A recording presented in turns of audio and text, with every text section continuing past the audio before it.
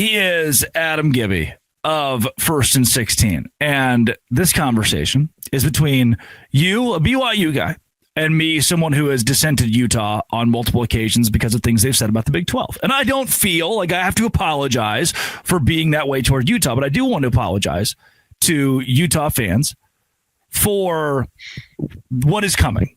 And that is the hate, the goodbye, the relative distaste for Kyle Whittingham that will spurn his retirement amongst fan bases in this conference who just don't get it. Because I think if you get it, you understand that Kyle Whittingham, for well over 2 decades, has been one of the most consistent coaches in college football. He echoed this past offseason that he was ready to retire. He was ready to be done. He loses to BYU. The season goes so poorly that he doesn't make a bowl game.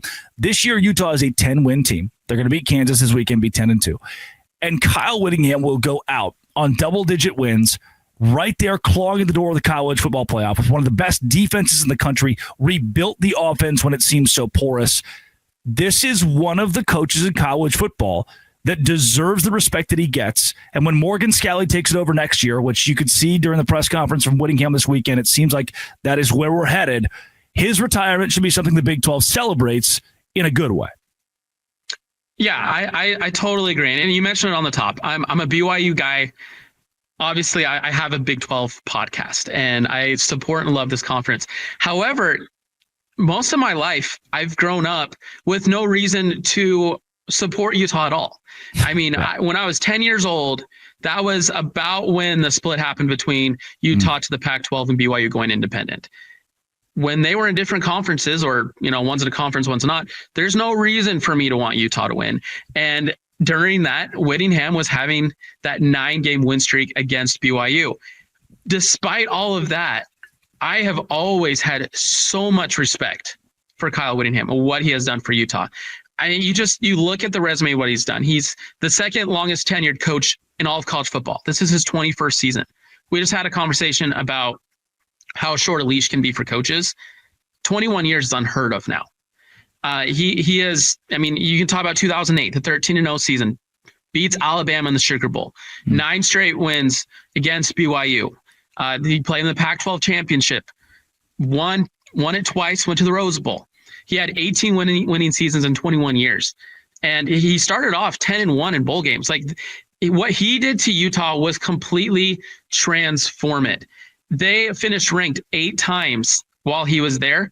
Before he was there, they'd only been ranked 5. They'd only finished ranked 5 times in their entire history. He completely changed the program and the trajectory of this Utah program.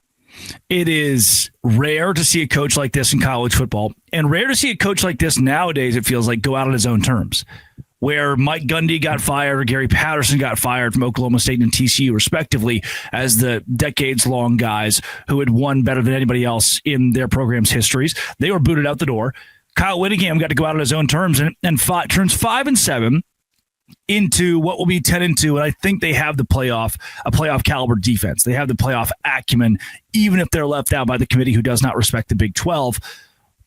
And this conversation starts with a guy who's ready to be done. Like, Gibby, if he came back next year, Morgan Scalley likely leaves. He's been promised the last couple of years, hey, it's your job next. You're the head coach in waiting. And he wasn't, because he said some things that were kind of some things that got pushed back from the media. And then he was the head coach in waiting again. And he's set, and he's been under Kyle Whittingham, and he's going to be the head coach, I think, next year.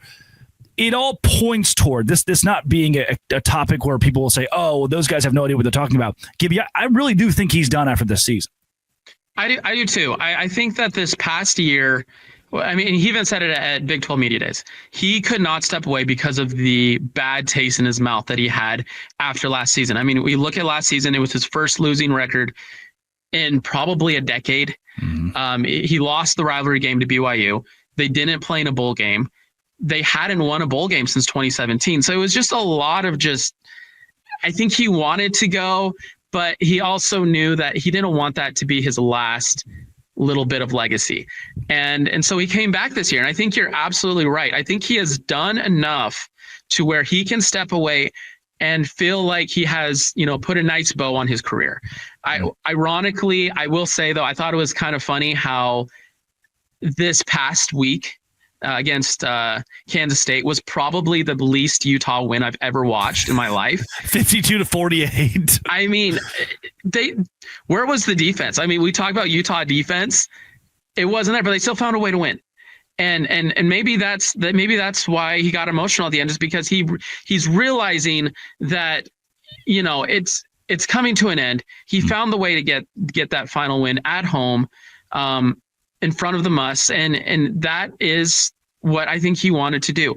He wanted, obviously, to beat BYU's last season. He obviously wants to make the college football playoff, but even we're having this conversation of BYU may not make it at 11-1, and so if for a Big 12 team to make it, I don't know if Kyle Whittingham can honestly look at himself in the mirror this year, at the end of the season and say, we're going to run it back again one more time, because I think we can definitely do better again. I think at some point you need to look at it and say, you know what, we finished ranked in the top 15. We were a 10-win team. We went out on senior night, got a big win there, and they'll probably go out and get a really nice win in a bowl game.